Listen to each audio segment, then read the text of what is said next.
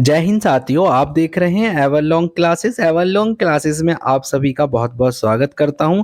आज मैं आप सभी के लिए लेकर आया हूं सामान्य ज्ञान महत्वपूर्ण प्रश्न जो आप सभी के लिए एग्जाम में बहुत ज़्यादा हेल्पफुल रहने वाले हैं। तो इस वीडियो को स्टार्ट करने से पहले आप मेरे चैनल को सब्सक्राइब कर लीजिए एंड बेल आइकन भी जरूर प्रेस कर लीजिएगा, जिससे कि आने वाली वीडियो के नोटिफिकेशन आपको मिलते रहें। तो ध्यान से देखिएगा पूरी वीडियो को।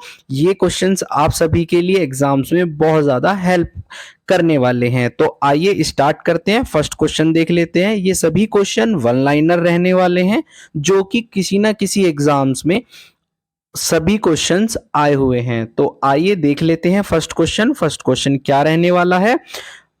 पंचशील पर हस्ताक्षर कब हुए थे? तो पंचशील पर हस्ताक्षर 1954 ईस्वी को हुए थे। बद्रीनाथ मंदिर कौन से भगवान से संबंधित है? तो बद्रीनाथ मंदिर भगवान विष्णु से संबंधित है। ये बहुत ही ज्यादा कंफ्यूजिंग सवाल है। जब भी हम बद्रीनाथ नाम सुनते हैं तो हमें लगता है शंकर भगवान से संबंधित होंगे, लेकिन ये भगवान विष्णु से संबंधित है। आइए क्वेश्चन नंबर आगे का देख लेते हैं। Question number 3। अगर क्वेश्चन नंबर 3 की बात करें तो मैसूर का नाम बदलकर कर्नाटक कब रखा गया? तो मैसूर का नाम रखा गया था 1973 में। इसका नाम कर्नाटक रखा गया था। तो राज्यपाल की नियुक्ति किसके द्वारा की जाती है? तो राज्यपाल की नियुक्ति राष्ट्रपति द्वारा की जाती है। आइए क्वेश्चन नंबर 5 देख लेते हैं। भक्ति आंदोलन की शुरुआत किसने की थी? तो भक्ति आंदोलन की शुरुआत रामानुजाचार्य ने की थी। Question number 6। अल-बरूनी किसके साथ भारत आया था? अल-बरूनी मोहम्मद गजनवी के साथ भारत आया था। ये एक कवि थे। आइए क्वेश्चन नंबर 7 देख लेते हैं। महर्षि वाल्मीकि का मूल नाम क्या था? महर्षि वाल्मीकि का मूल नाम रत्नाकर था। सैन वंश का संस्थापक कौन था? सैन वंश का संस्थापक सामंत सेन था। आइए क्वेश्चन नंबर 9 देख लेते हैं। अरब सागर में स्थित सभी द्वीप किससे बने हैं? अरब सागर में स्थित सभी द्वीप प्रवाल से बने हैं। ये प्रवाल भित्ति जो देखा है ऑस्ट्रेलिया में सबसे बड़ी प्रवाल भित्ति है, ये उसी का नाम है प्रवाल, उसी से बने हुए हैं। जो मूंगा की परतें होती हैं उसे प्रवाल कहते हैं। गोल क्रांति का संबंध किस उत्पाद से है? गोल क्रांति का संबंध आलू उत्पाद से है। आप इसे ऐसे भी याद रख सकते हैं, गोल क्रांति यानी कि आलू कैसे होते हैं? आलू गोल होते हैं। तो गोल क्रांति का संबंध किससे है? गोल क्रांति का संबंध आलू से है। क्वेश्चन नंबर 11 देख लेते हैं। भारतीय रेल का राष्ट्रीयकरण कब हुआ था? भारत का रेल का राष्ट्रीयकरण 1950 में हुआ था। सप्तवर्षीय युद्ध कब हुआ था? सप्तवर्षीय युद्ध 1756 ईस्वी से 1763 ईस्वी के बीच हुआ था। आइए क्वेश्चन नंबर 13 देख लेते हैं। क्वेश्चन नंबर अगर 13 की बात करूं तो नेपोलियन की मृत्यु कब हुई थी? नेपोलियन की मृत्यु 1821 में हुई थी। पैगंबर मोहम्मद का जन्म कब हुआ था? तो पैगंबर मोहम्मद का जन्म 570 ईस्वी में हुआ था। लिख लेते हैं। लोजान की संधि कब हुई थी? लोजान की संधि 1923 में हुई थी। सूर्य में नाभिक ईंधन कौन सा है? सूर्य में नाभिक ईंधन हाइड्रोजन है।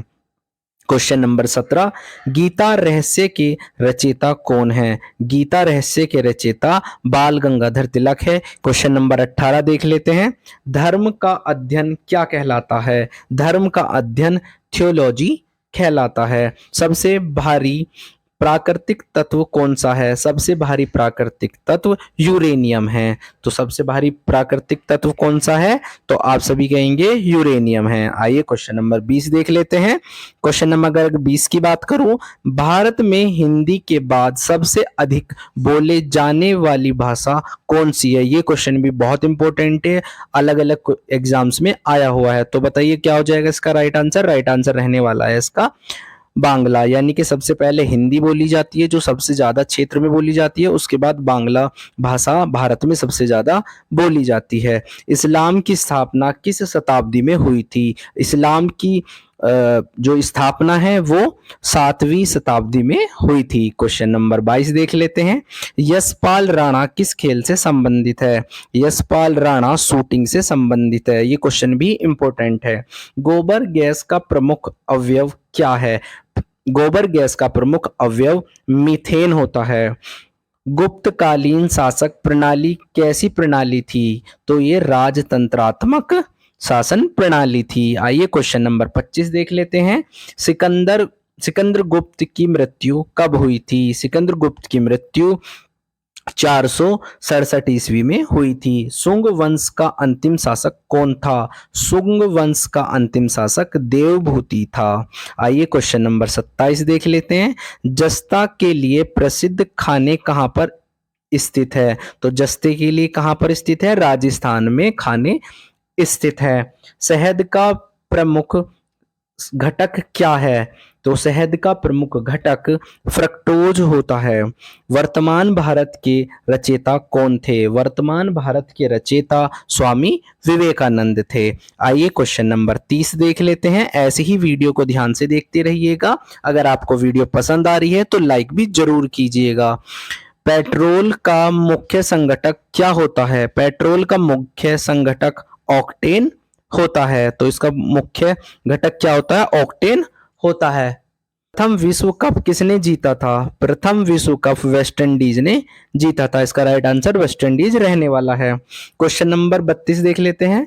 ब्रह्म समाज की स्थापना किसने की थी या इसके संस्थापक कौन थे? तो इसके राजा राम मोहन राय इसके संस्थापक थे ब्रह्म समाज के। ये भी क्वेश्चन बहुत इंपॉर्टेंट है, ये भी बार बार एग्जाम्स में पूछा जाता है।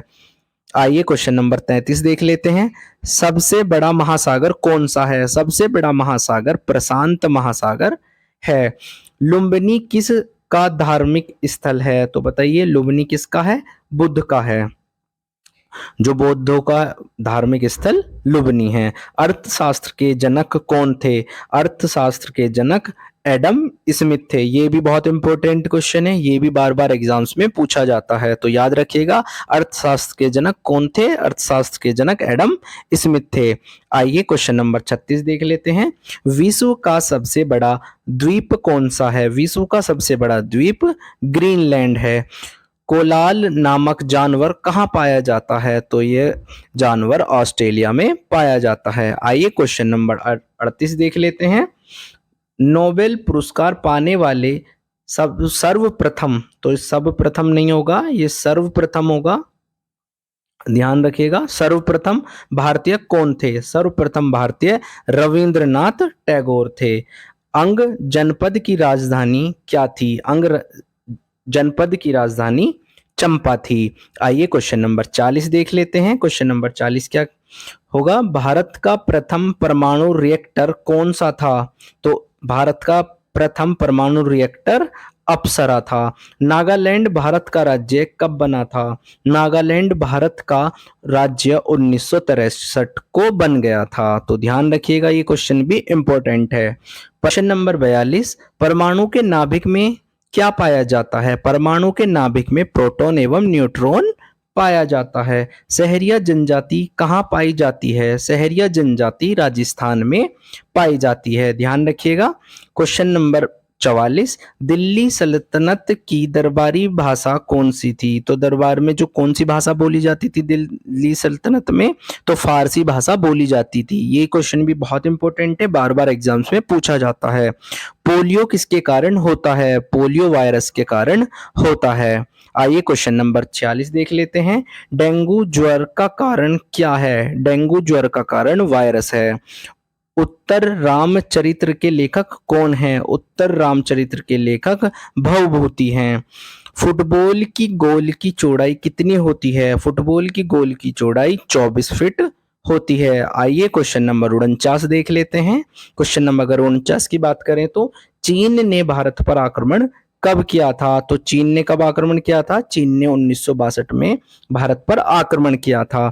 क्वेश्चन नंबर 50 जो कि इस पीडीएफ का लास्ट क्वेश्चन रहने वाला है, भारत की जनगणना कितने वर्षों में होती है? तो भारत की जनगणना हर 10 वर्षों में होती है। ये आप सभी के लिए 50 महत्वपूर्ण क्वेश्चन थे जो इस वीडियो में आप सभी के लिए रहने वाले हैं। धन्यवाद।